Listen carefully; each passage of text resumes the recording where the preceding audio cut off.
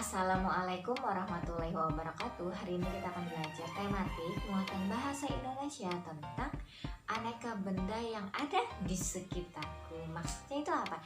Apakah kalian pernah memperhatikan benda-benda apa saja yang ada di sekitar kalian?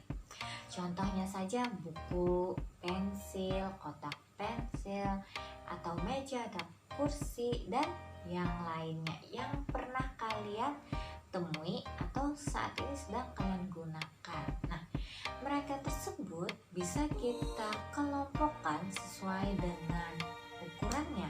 Apakah ukurannya besar, kecil, serta juga bisa kita kelompokkan sesuai dengan warnanya.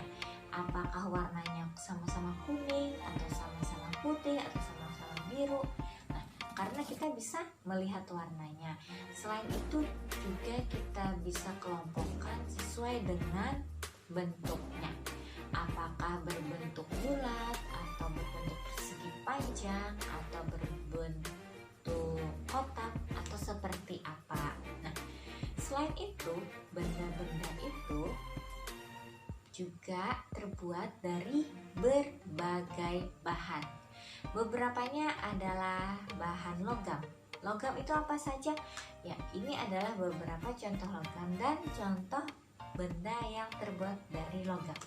Logam bisa jadi dari aluminium, atau baja, atau besi, atau apalagi tembaga, dan yang lainnya. Selain itu, bahan ada juga yang terbuat dari kaca. Apa itu? Contohnya cangkir atau gelas, piring, serta apalagi beberapa yang lainnya yang terbuat dari kaca yang bisa kita gunakan dan kita gunakan secara sehari-hari. Selain itu, bahan yang ada di sekitar kita yaitu bahan karet. Salah satunya itu manfaatnya apa? Yang ada digunakan di sandal. Jadi sandal itu kan kita gunakan untuk sehari-hari. Kalau hari panas kita tidak menggunakan sandal atau kaki kita langsung menapakkan ke aspal atau tanah, otomatis akan terasa panas. Coba kita menggunakan sandal yang terbuat dari karet, panasnya itu tidak terasa. Atau sepatu yang terbuat dari karet juga tidak terasa panas sampai ke kulit kaki kita.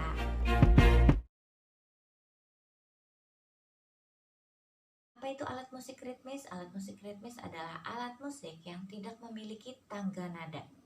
Jadi nada yang dihasilkan sama semuanya, sehingga dalam menggiring lagu hanya bisa berdasarkan ketukan-ketukannya.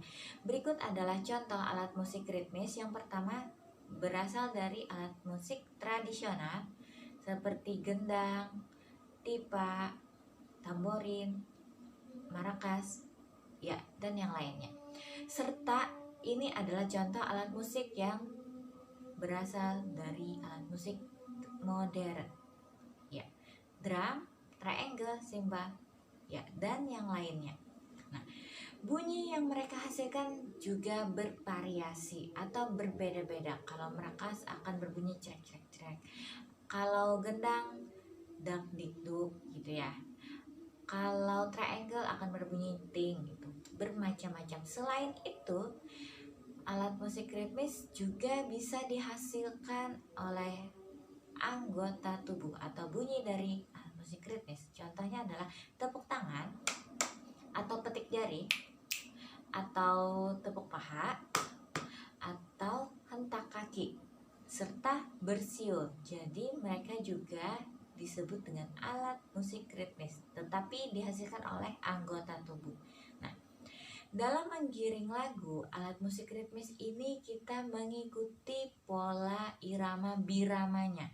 Birama kemarin masih ingat, kalian belajar di kelas 2 adalah jumlah ketukan yang kalian gunakan dalam menggiring lagu. Di sini kita akan belajar pola birama 2 dan pola birama 3, yaitu jumlah ketukan.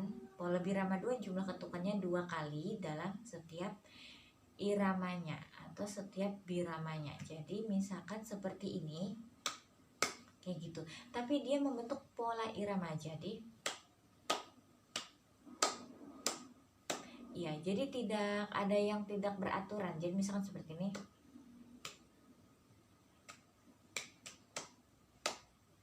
Ya, itu ada contoh pola birama yang tidak beraturan sehingga tidak bisa menjadi patokan untuk menggiring lagu.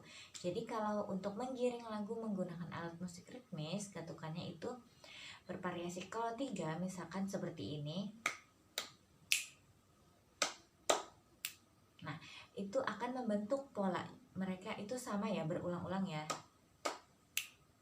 Ya, 1, 2, 3. Jadi ada 3 ketukan di sana.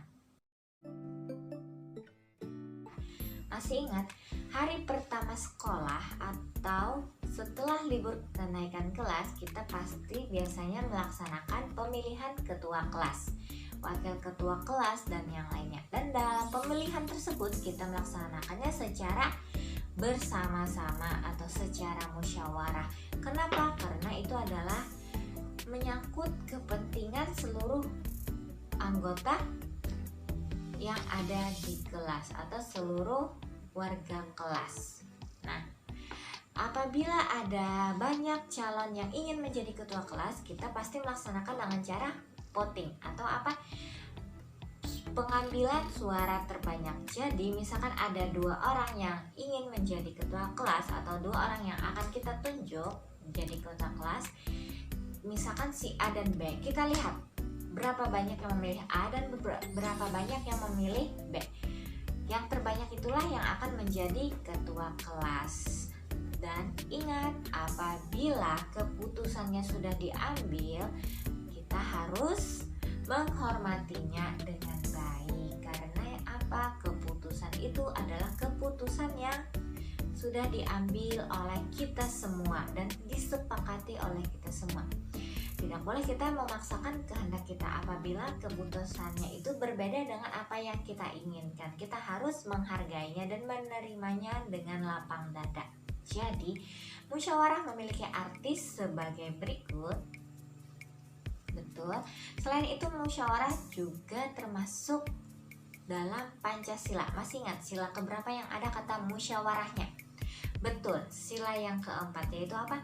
Kerakyatan yang dipimpin oleh hikmat kebijaksanaan dalam permusyawaratan perwakilan. Dan ingat lambangnya apa ya? Sila yang keempat, betul, kepala banteng. Nah, apakah musyawarah punya manfaat? Tentu saja ada. Apa saja manfaatnya? Ini adalah beberapa manfaat dari musyawarah, yaitu salah satunya adalah kita bisa belajar menyampaikan pendapat kita. Dan ingat, dalam menyampaikan pendapat kita harus menyampaikan dengan kata yang baik dan sikap yang santun. Tidak boleh kita mengejek teman kita dalam menyampaikan pendapat kita. Serta teman kita juga bisa menyampaikan pendapatnya, sehingga kita harus mendengarkannya dengan baik atau menghormati pendapat teman kita. Tidak boleh kita sambil mengejek teman kita yang sedang menyampaikan pendapatnya, apalagi kita berbicara juga. Jadi kita harus menghormati teman kita yang sedang menyampaikan pendapatnya. Kesetaraan satuan panjang baku. Sebelumnya kalian pernah mengukur sebuah benda dengan penggaris, misalkan mengukur pensil atau pulpen menggunakan penggaris. Nah, ini adalah contoh cara mengukur menggunakan penggaris yang benar. Jadi ujung pulpen kita letakkan di tempat di atas di angka 0 dan satunya lagi kita perhatikan akan berhenti di angka berapa. Di sini terlihat dia berhenti di angka 13 sehingga diperolehlah panjang pulpen itu 13 cm atau cm. Nah, selain penggaris ada beberapa benda yang bisa digunakan sebagai alat ukur, di antaranya meteran pita, meteran roll kecil, serta meteran roll besar, yang mana mereka mempunyai fungsi yang berbeda-beda. Kalau penggaris bisa digunakan untuk mengukur benda yang ukurannya kurang dari 1 meter atau yang agak kecil saja, sedangkan meteran pita untuk mengukur benda yang kurang dari 1 meter juga, tapi misalkan mengukur kain atau mengukur panjang lengan untuk membuat baju, serta meteran roll kecil juga bisa digunakan untuk mengukur benda yang ukurnya lebih dari 1 meter tapi yang masih agak kecil, misalkan mengukur kayu gitu. Meteran roll besar juga bisa digunakan untuk mengukur benda yang ukurannya lebih dari 1 meter dan juga lebih dari ukuran dari meteran roll kecil tadi. Jadi bisa mengukur tanah yang agak luas ya. Jadi mereka punya fungsi yang berbeda-beda sehingga kita bisa menggunakan benda yang sesuai dengan mau kita ukur. Selain itu, mereka tadi punya satuan yang berbeda. Seperti penggaris, mereka punya satuan sentimeter atau inci atau juga milimeter yang ada di penggaris kalian. Jadi setiap penggaris punya minimal dia punya satuan sentimeter. Nanti apakah dia juga punya inci atau dia punya milimeter tergantung dari penggaris masing-masing. Selain itu tadi ada juga satuan meter untuk mengukur benda yang agak panjang.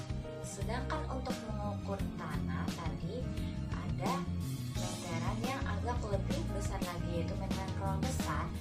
Sehingga kalau tanah itu kan misalkan lebih dari 1 meter, misalkan ada yang pakai hektar atau pakai kilo, sehingga